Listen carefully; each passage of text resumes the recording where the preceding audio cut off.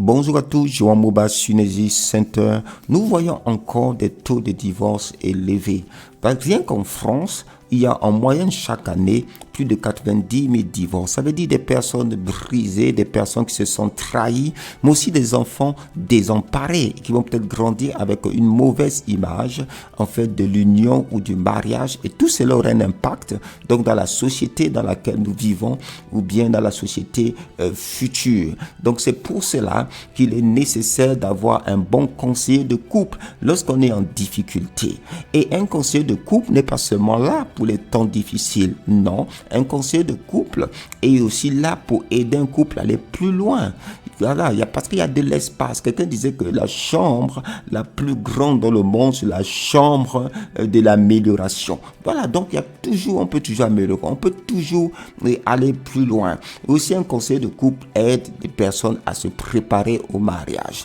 Pourquoi? Parce que lorsqu'on est amoureux, lorsqu'on est sur notre nuage, il y a des questions et des choses qu'on peut ignorer, mais qui peuvent être source en fait de difficultés futures parce qu'on ne l'a pas traité avant, ou bien on n'en a pas parlé avant, ou bien on n'a pas pris une décision consciente. Et aujourd'hui, j'ai rencontré dans le cadre donc dans mon environnement aussi, et puis dans d'autres cas, des personnes qui sont dit qu'elles ont divorcé parce qu'elles étaient mal conseillées. Voilà pourquoi aujourd'hui nous allons parler des qualités d'un bon conseiller de couple.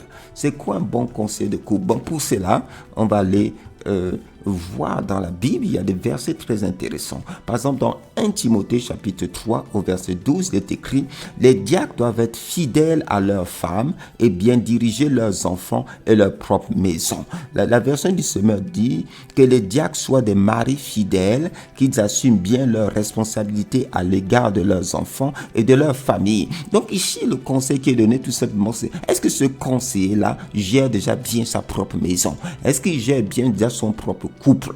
Ou bien est-ce que c'est quelqu'un qui a des maîtresses à gauche, à droite? Ou bien c'est quelqu'un qui est polygame? Et qu'est-ce qui va le conseiller à l'autre? D'être infidèle? Voilà pourquoi le premier conseil, les premières choses, c'est de voir s'il dirige bien sa maison. C'est-à-dire, est-ce que ses enfants aussi sont tenus à carreau, comme on dit? Voilà. Qu'ils ne soient pas accusés de rébellion ici et là, de malversation.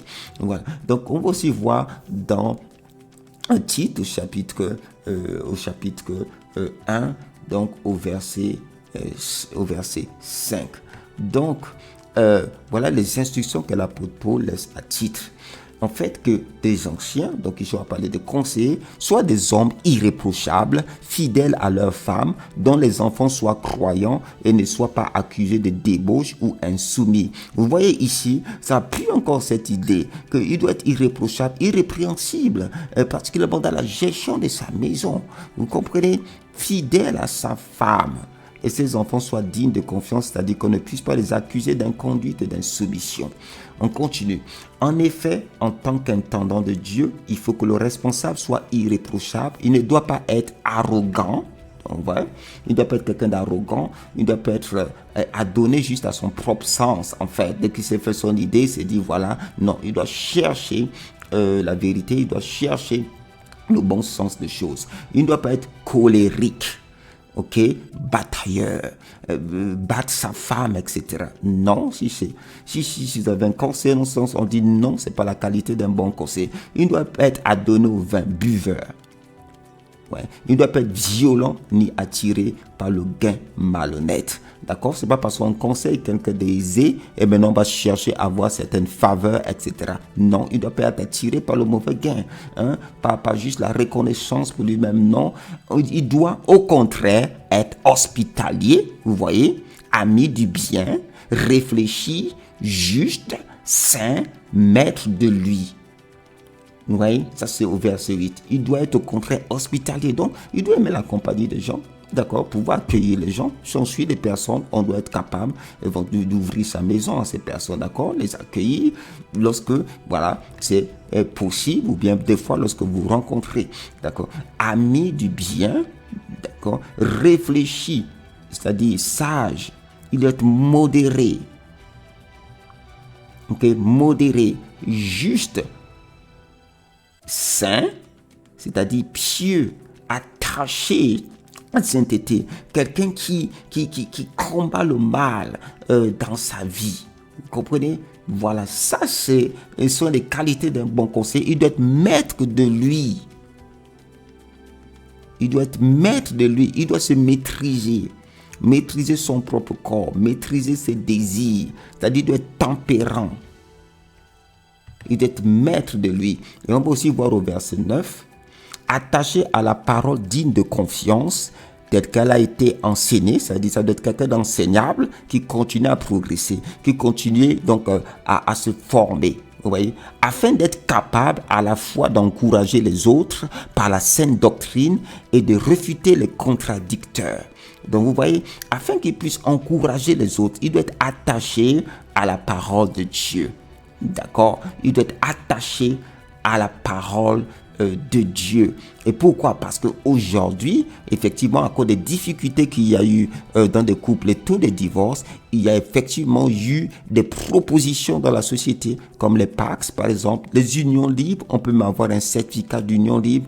Et puis, beaucoup d'autres versions et alternatives, voilà, selon les sociétés dans lesquelles on vit, d'accord, la polygamie. Donc, il y a beaucoup d'autres choses, voilà, qui ont été mises en place. Mais il doit être attaché à la parole de Dieu, comprendre que la parole de Dieu, le contexte du mariage, c'est un homme et une femme. D'accord, l'homme quittera son père et sa mère et s'attachera à sa femme et les deux deviendront une seule chair. Donc, ça permet de discuter beaucoup de questions comme, voilà, est-ce qu'on se marie? Les gens qui se marient, par exemple, avec des contrats de mariage ou pas. Donc, toutes ces questions-là doivent être discutées, mises sur la table pour que, en fait, des personnes qui sont conseillées puissent prendre des décisions conscientes. Parce que le conseiller ne peut jamais décider pour le couple qu'il conseille. Donc, si vous êtes en difficulté dans votre couple en ce moment, ou bien si vous vous dites que vous êtes mal marié, etc., si vous n'êtes pas heureux dans votre couple, et vous restez peut-être en couple parce que la culture verrait mal, tout simplement parce que la culture voit mal que vous séparez, ou bien parce que vous avez des enfants, vous êtes résigné, etc. Donc c'est des choses, vous pouvez nous contacter. Donc, en Synésie Center, il y a le contact dans la description de la vidéo. Ou si vous voulez vous préparer au mariage et que vous n'avez pas de conseiller de couple autour de vous, donc n'hésitez pas de prendre contact avec Synésie Center. Ce serait un plaisir pour nous. Donc, voilà pourquoi je vais finir avec ce passage qui est écrit dans 1 Pierre. Chapitre 4, verset 10. Comme de bons intendants des diverses grâces de Dieu, mettez chacun au service des autres le don que vous avez reçu. Donc c'est ça un conseiller. Un bon conseiller, c'est que la capacité qu'il a, d'accord, de conseiller les autres, c'est une grâce de Dieu. D'accord? Et il veut le mettre au service des personnes qu'il conseille. Vous voyez? Il le met au service. Il ne va pas se servir.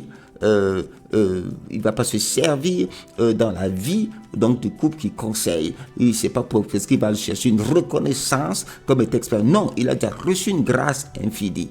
Vous voyez, il a reçu une grâce de Dieu et il la met au service pour aider les autres, pour remonter les autres, parce que chacun dans d'autres domaines, on a aussi, même le conseil a besoin d'autres personnes dans d'autres domaines de sa vie aussi. Donc c'est quelqu'un donc qui sait se remettre en question, quelqu'un qui doit pouvoir être humble, reconnaître que la capacité, ce que j'ai comme don, cette capacité de pouvoir conseiller les autres, aider les autres, eh bien c'est un don de Dieu. C'est une grâce de Dieu, c'est pas un sujet de gloire. Donc voilà, n'hésitez pas à prendre contact avec Synésie Center. Dans la description, vous avez les coordonnées nécessaires. Allez, Dieu vous bénisse et que votre mariage ou votre futur mariage soit une réussite. Et dans mon cœur, je vais dire à certaines personnes qui sont peut-être découragées aujourd'hui, elles se disent qu'elles sont dans le couple et elles ne pensent pas que ça va aller, etc. Non, il y a la possibilité. Vous voyez, il y a une grâce pour redonner de la saveur à son couple. Voilà pourquoi Jésus parlait du vin nouveau. Le maître de la cérémonie a dit, mais tu as gardé le bon vin pour la fin. Oui, la fin d'une chose vaut mieux que son commencement. Votre couple peut avoir un goût extraordinaire. Votre couple peut réussir. Votre couple peut rayonner maintenant. Peu importe les conditions dans lesquelles vous êtes peut-être barré aujourd'hui, c'est possible. Croyez en cela et prenez contact. Dieu vous bénisse. Ciao, ciao.